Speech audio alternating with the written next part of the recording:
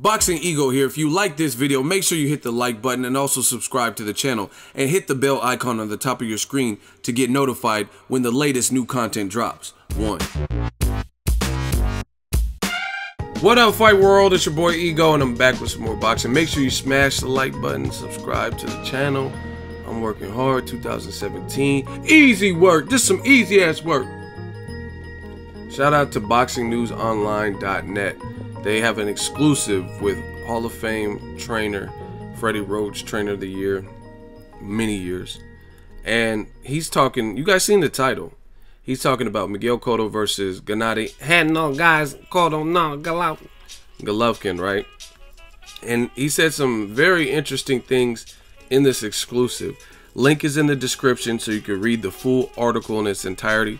I want to pull quote and just really give my thoughts on it.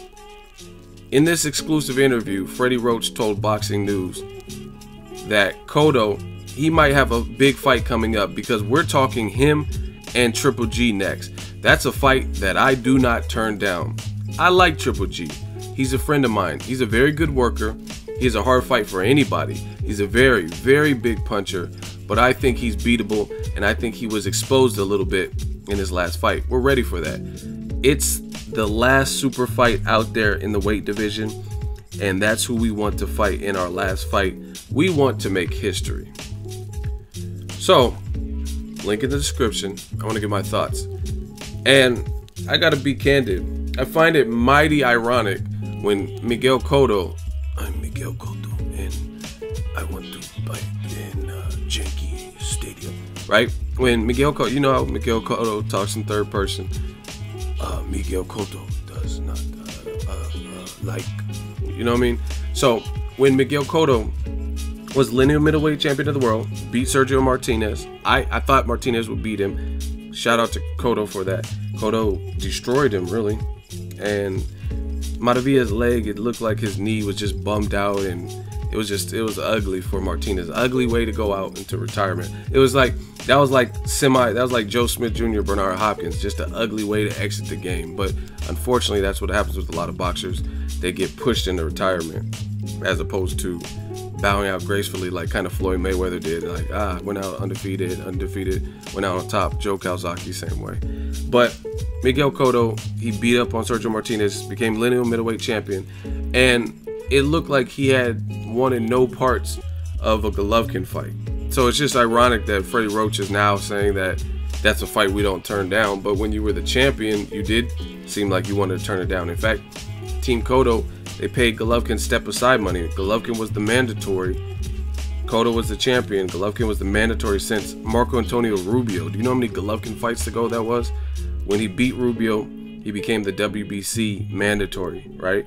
And they paid him step-aside money even. Cotto fought after that. He fought Daniel Gill, and then they paid him step-aside money. He fought against Saul Canelo Alvarez. So it's just funny that they're talking about making history. Another thing that makes me very skeptical, what did Elmer Fudd say? Very skeptical, is Freddie Roach is now saying this. We want to go out on history, but they're talking about a summer fight for Miguel Cotto, whose last fight, to Cotto's credit, wasn't his fault. James Kirkland got busted in the nose or whatnot and had to pull out a fight with the fractured nose. So that February fight got scrapped totally with James Kirkland. Cotto has been on the sidelines since he fought Canelo in November 2015, I want to say, right? So he didn't fight at all in 2016. So I'm very skeptical because now, post Kirkland, that fight fizzling and not coming into fruition and materializing like it was supposed to, they're talking about a summer fight with Kamagai, Yoshihiro Kamagai, the guy that Robert Guerrero beat but had a very tough time in, and that was in 2014. So how are you gonna go from Kamagai to Golovkin? That doesn't even make sense to me. Even Andre Ward moved up to weight. He fought Kovalev's mandatory, a puncher at light heavyweight, right? And Sullivan Barrera, good Cuban who bounced back and beat a Golden Boy prospect, Shabransky, right? and then he fought Alexander Brand, and then he fought Kovalev. But I wouldn't suggest that Ward moved up to light heavyweight, fought Alexander Brand only, and then fought Kovalev.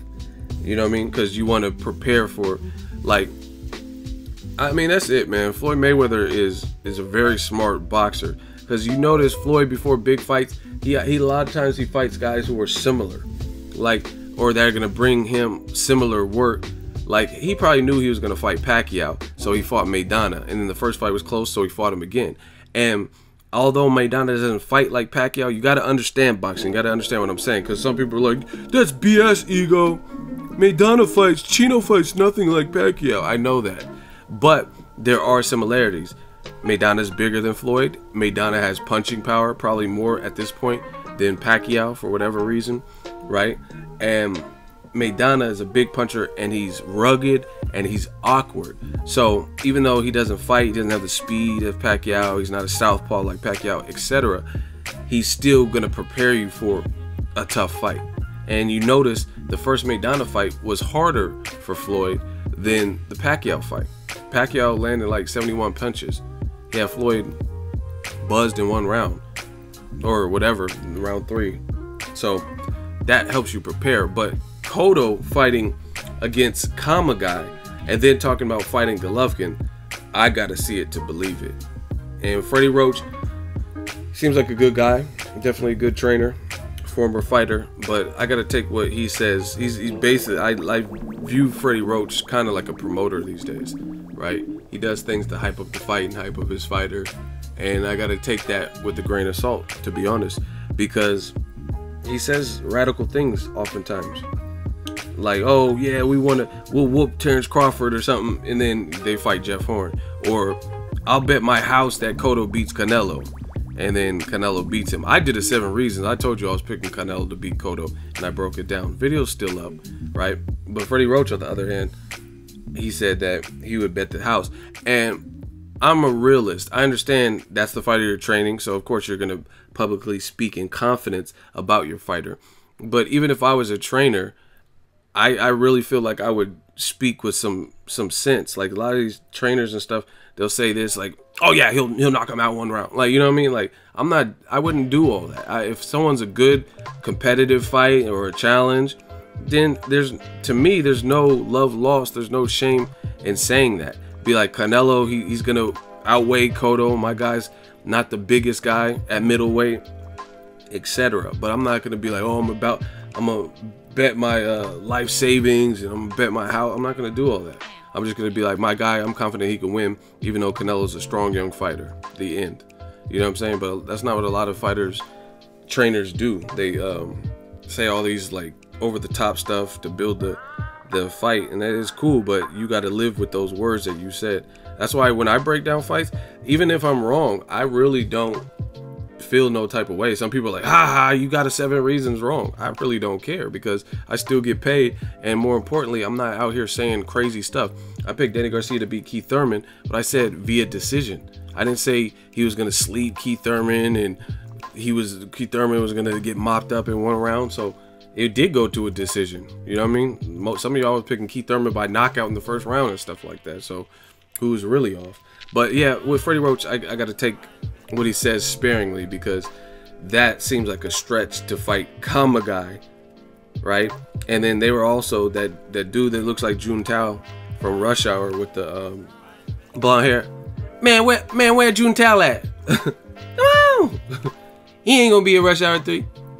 Yeah, they were talking about Cotto fighting him. I don't even know the dude's name. It was just like some random guy down the list. So, again, I have to see it to believe it. I have to see that Miguel Cotto fights Kamagai, and then hear Team Golovkin say, yeah, we're in negotiations for Cotto. And furthermore, like I said from the jump, it's very funny and ironic that when Golovkin was steamrolling guys, and he didn't have the last 2 fights, the Kell Brook fight and the Daniel Jacobs fight, which some people thought he was exposed, and I understand that. But then you didn't want no parts. Even HBO, Max Kellerman asked Miguel Cotto, I think after the Daniel Gill win, he was like, do you want to fight Golovkin next? And he was like, Miguel Cotto, you know what I mean? But now you're talking about you want to close your career with the Golovkin fight. after you're no longer the champion, the lineal middleweight champion, where you don't have to fight him. So I don't know, maybe they've seen something in Golovkin that they feel they can expose. The Golovkin exposed, I understand it to a degree, but he's still a good fighter. You know what I mean? Like, I understand, like, I thought Daniel Jacobs won, but it wasn't easy. And see, the thing is, Cotto's not Jacobs in terms of like frame wise, probably power. You know what I mean? Because I don't think Cotto ever hurt Canelo. But I think if Canelo were to fight like a Daniel Jacobs, I think Daniel Jacobs certainly could hurt Canelo, right? So I don't know. You can only take certain things from certain fights. And I understand to a degree the saying Golovkin got exposed, but at the same time, your fighter's older, been through more wars and stuff like that. So like, even Cotto's been stopped twice, Daniel Jacobs been stopped once. But the biggest thing to me is like punching power, frame, style, stuff like that.